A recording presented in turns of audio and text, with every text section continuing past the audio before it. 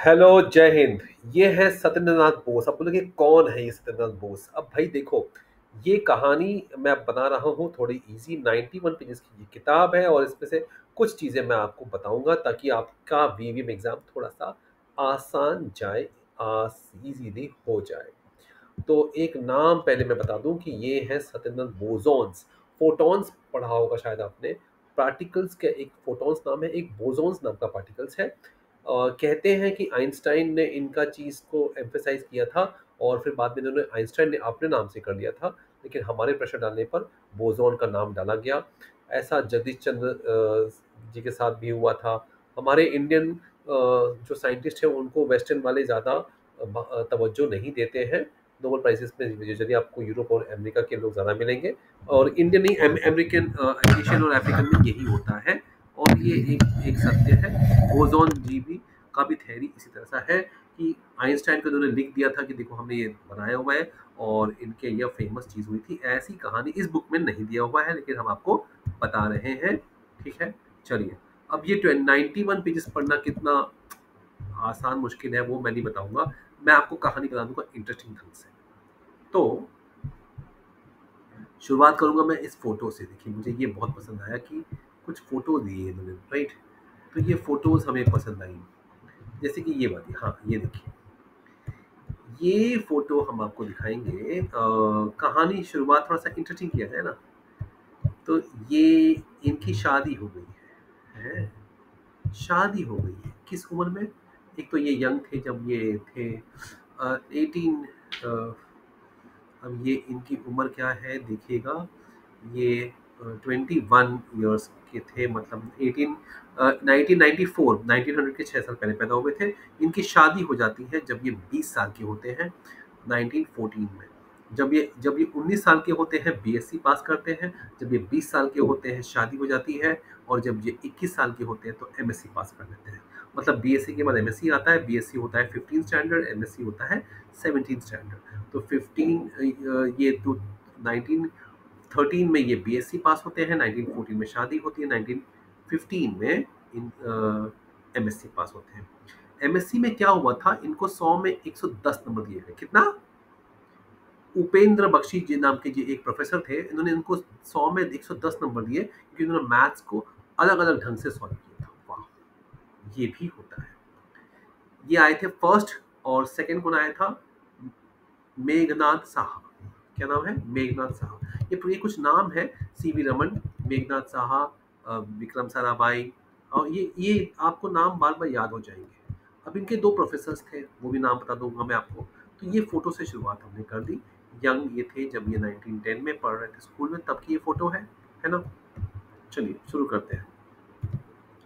ऐसे ही मैं उल्टा नीचे आगे पीछे से बताते जाऊंगा आपको, कि तभी मजा आता है। ओके। अब क्योंकि आपको एग्जाम में जो है ना, ये पूरी पहाड़ कहानी तो पढ़नी है नहीं। आपको तो एग्जाम में सिर्फ मेन मेन पॉइंट्स करना है। तो हम सीरियस वाइज नहीं जाएंगे, तो याद नहीं रहता, कहानी इंटरेस्टिंग नहीं होती है। तो स्कूलिंग, इनके पापा थे accountant clerk, east India railways, railway में अकाउंटेंट थे, हिसाब किताब में माहिर। इनके दादाजी भी वैसे ही काम किया था उन्होंने गवर्नमेंट डिपार्टमेंट में। तो मैथ्स के प्रति इनको बचपन से रुझान इसलिए आया था। ठीक है, ओके। अब सत्येन नाम था इनका, शॉर्टकट सत्येंद्र नहीं, सत्येन कहते थे। 5 साल में इनकी स्कूलिंग शुरू हुई नॉर्मल स्कूल बगल में, उनके घर के बगल में। ठीक है। अब नॉर्मल स्कूल वही है जहाँ पे रविंद्रनाथ टैगोर जी पढ़ते थे। इंटरेस्टिंग कहानी है। ठीक है। अ, अब इसके बाद सत्येंद्र को हिंदू स्कूल में डाला गया 13 साल की उम्र में। हिंदू स्कूल कलकत्ता, जो बहुत ही फेमस था, स्ट्रिक्ट था। ठीक है ना। तो मैथ्स की बात चल रही है। उपेंद्र बख्शी जी, मैंने बताया था कि इन्होंने नहीं, ये एमएससी में नहीं, किसी और एग्जाम में इनको 110 आउट ऑफ 100 मिला था। ठीक है। और इन्होंने सारे के सारे मेथड, एक ही क्वेश्चन को अलग अलग ढंग से सॉल्व किया हुआ था, यही इसमें दिया हुआ है। चलिए, ये हमने कर लिया। अब जब पहले ये गए नॉर्मल स्कूल, फिर ये गए हिंदू स्कूल। तीसरा सवाल पूछ सकते हैं एग्जाम में कि ये प्रेसिडेंसी स्कूल में गए। ठीक है। तो ये स्कूल हो गया इनका, फिर ये कॉलेज जाते हैं। प्रेसिडेंसी कॉलेज कलकत्ता का बहुत फेमस कॉलेज है, प्रेसिडेंसी कॉलेज। ठीक है। अब वहाँ पे वो मैथ्स और फिजिक्स, इनका टॉपिक है मैथ्स और फिजिक्स। क्या है? रिपीट करते जाइए, मैथ्स और फिजिक्स। अब इनकी वहाँ दोस्ती हो गई एक मेघनाथ साहा से, और दोनों मैथ्स और फिजिक्स के मास्टर थे। ठीक है। पार्टनरशिप इनकी हमेशा से रही, बनी रही। ओके। इन्होंने बीएससी किया 1913 में, शादी किया 1914 में, और 1950 में एमएससी पास कर ली। ठीक है। अब अब ये हुआ कि 1950 में इन्होंने जिस साल एमएससी पास किया, उसी साल अल्बर्ट आइंस्टाइन ने बहुत इंपॉर्टेंट थ्योरी दी थी अपनी, है ना, थ्योरी ऑफ रिलेटिविटी। नाम हार्ड है, समझ में आ जाएगा। ओके।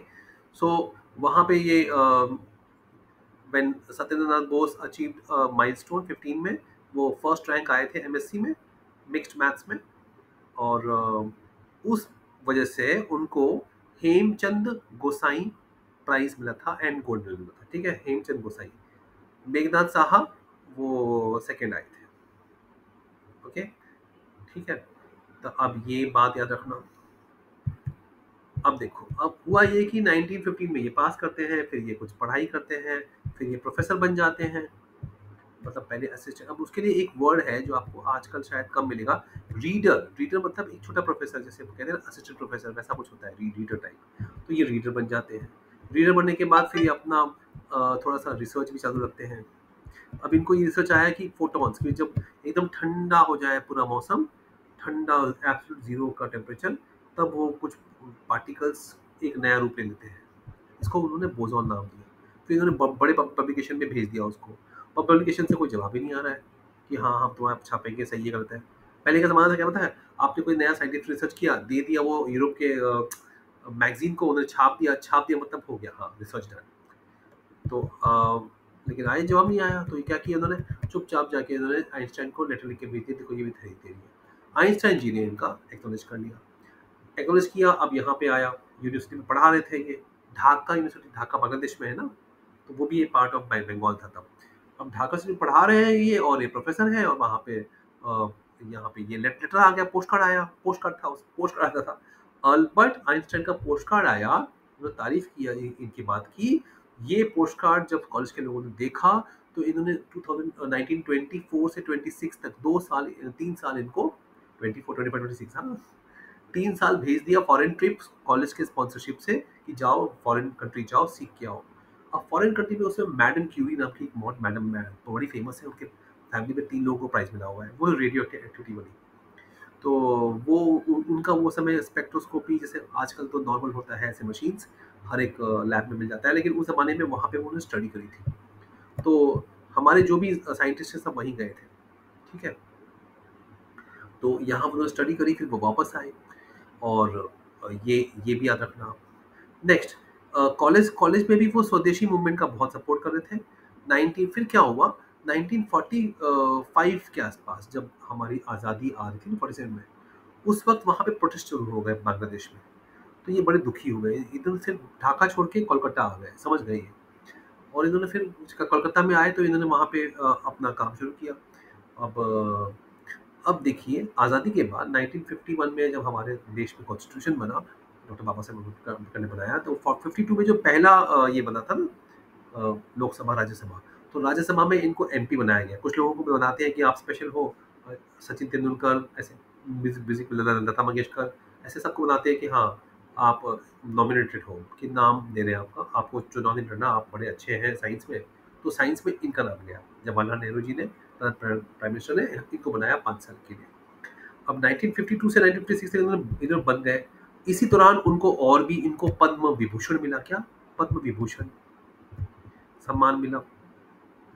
एक है FRS, fellowship of royal society. तो अंग्रेज के ज़माने में अंग्रेज लोग एक बनाते थे ग्रुप, कि स्पेशल साइंटिस्ट को एक नाम देंगे, फेलोशिप ऑफ रॉयल सोसाइटी है, रॉयल सोसाइटी की है फेलोशिप। तो रॉयल सोसाइटी को ये है कि उनको स्पेशल VIP ट्रीटमेंट मिलता था, तो इनको भी दिया गया। अब ये हुआ कि जब इन्होंने ये सब किया, अब ये तब उस समय पढ़ा रहे थे, उन्होंने वो छोड़ दिया। फिर ये बन गए वाइस चांसलर, रविंद्रनाथ टैगोर के जो यूनिवर्सिटी है विश्व भारती, वहाँ पे। वाइस चांसलर क्या होता है? एक होता है मेन जो हेड होता है ना यूनिवर्सिटी का, उसे कहते हैं चांसलर, उसके नीचे होता है वाइस चांसलर, ये वो बन गए। ठीक है।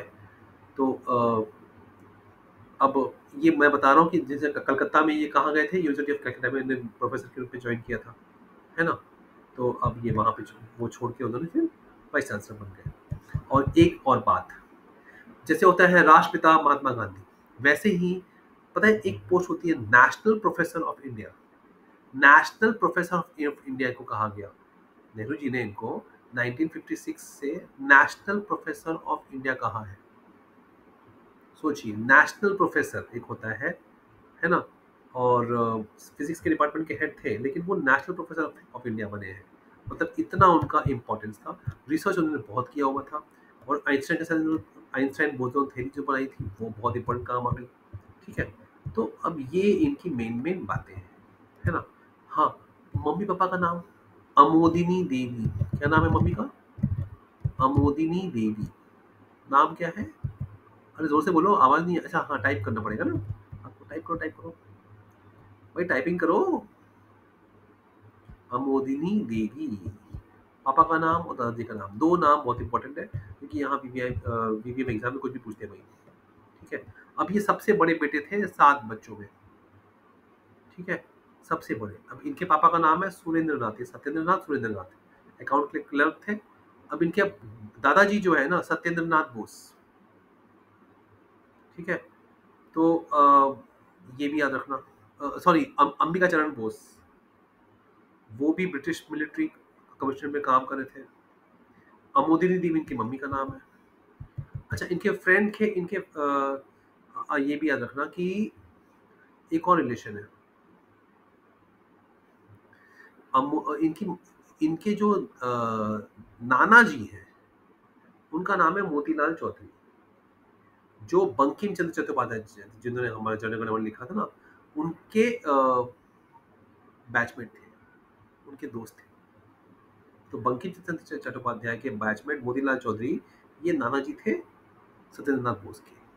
ठीक है, अच्छा, जगदीश चंद्र बोस इनके टीचर थे वहाँ पे कॉलेज में, याद रखना।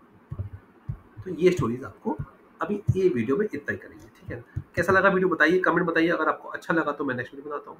ठीक है, जय हिंद। कुछ तो मार्क्स मिल जाएंगे इसमें से, कुछ तो मिल ही जाएंगे आपको मार्क्स।